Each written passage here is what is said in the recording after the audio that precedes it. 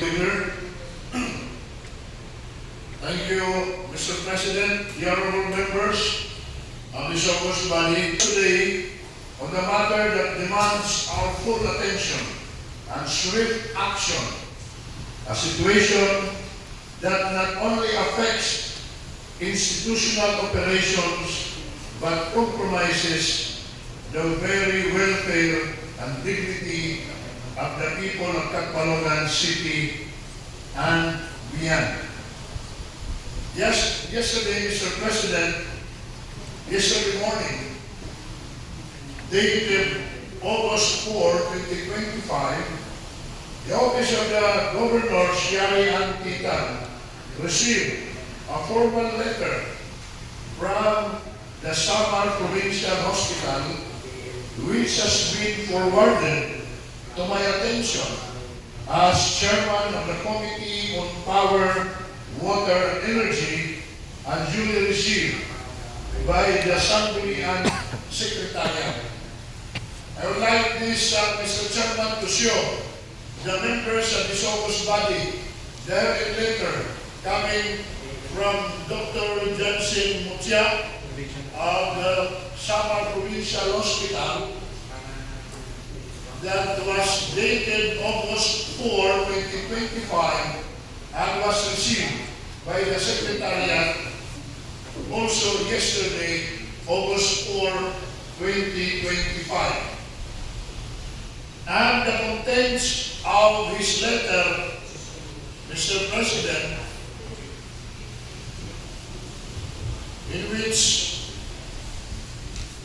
he stated that the undersigned is writing this letter to bring to your attention an issue impacting the operations of patient care of Samar Provincial Hospital, raising a significant shortage of water supply since Saturday, August 2 of 2025, which was compromised essential services including sanitation, hygiene practices, and daily medical procedures. This ongoing problem poses a serious risk to patient health and safety, as well as to the well-being of our staff and visitors. Despite our efforts to manage the situation, the shortage persists due to supply disruptions. We kindly request that this matter be prioritized and discussed in the upcoming Sangguniang Panlalawigan session to identify the sustainable solutions to ensure reliable water supply for our hospital. Your prompt intervention is crucial to prevent any adverse outcomes and to maintain the standards of healthcare services we are committed to provide. Thank you for your understanding and support.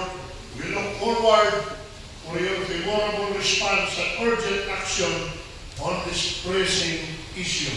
Sincerely, Johnson V. Mutia, MD, MPH, MHA.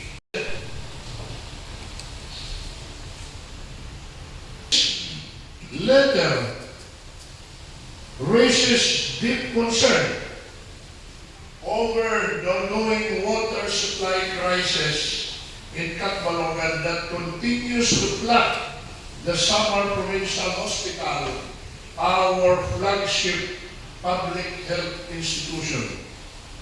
This is not just about a water shortage, Mr. President. This is about patients left vulnerable, frontliners working in unsafe conditions, and a health system on the brink of compromise.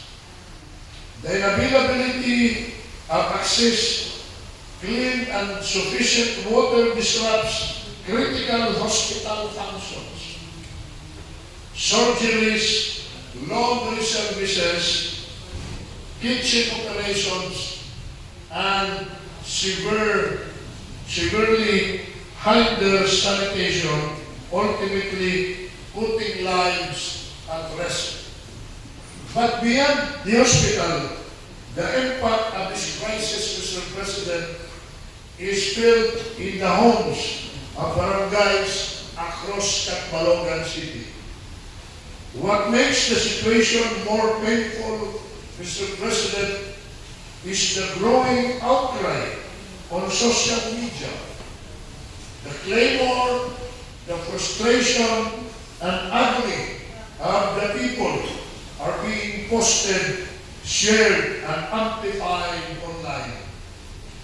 These are not isolated complaints. Our residents have been forced to wake up during the dead of night, midnight to early morning, just to fix water. Others have to pay people to do the fixing or spend more than they can afford to purchase water containers, delivery, or supplies. What should be the basic right has become a daily burden and economic strain. A burden we have been carrying for several weeks now. And this past few days, the situation has worsened. There is simply no water supply at all, especially in Barangay Maulong, Barangay Mercedes, Barangay Binsurungan, and other barangays, including the Poblacion barangays, Mr. President. As you surely can personally attest, I have witnessed residents fetching water from midnight until early morning, sacrificing rest and comfort just to secure a basic necessity of their families. Water, Mr. President, is not a privilege. It is a fundamental human right. And when our constituents, especially the sick, the elderly, mothers with children, are made to suffer and spend just to access this right, then there is something that urgently needs to be corrected. Therefore, Mr. President, I would like to move for the suspension of House rules so that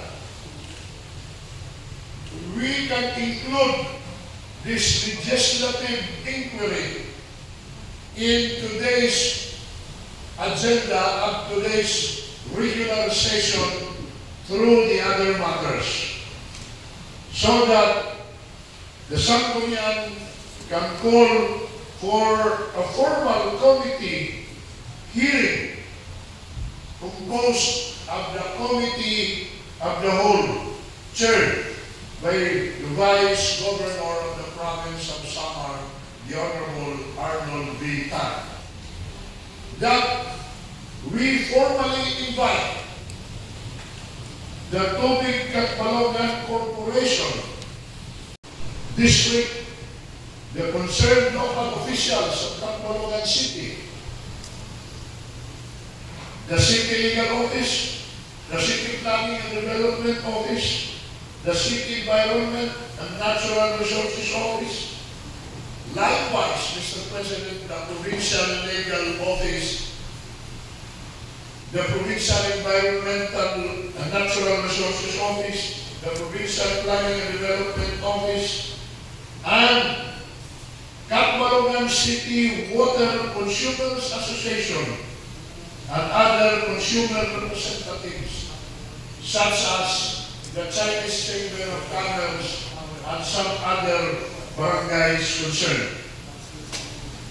Lastly, Mr. President, that we request Tubig Catbalogan Corporation and Catbalogan Water District to present their contract of service agreement of the joint venture agreement that they have perfected during the said hearing of the Committee of the Whole for review and scrutiny so that this august body and the public may understood the scope of their obligations, limitations, and responsibilities in the provision of water service. This is not just about water, this is about survival, dignity, and responsive governance. We cannot and should not wait for this crisis to worsen before we act. As board member entrusted with responsibility and as someone who has no work toward energy and water access to our underserved barangays, I assure the August body we will act decisively and hope to count on your support. Let us face this issue head-on, not tomorrow, but today.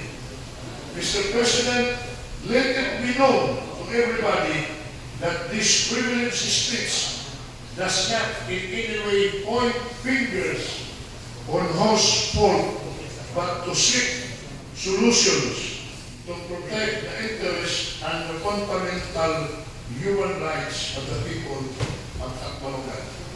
Again, Mr. President, I move for the suspension of House rules so that we can consider this and discuss this legislative matter on the other matters and included in today's agenda. I so move, Mr. President. Can I second? Second. Any objection? Hearing none,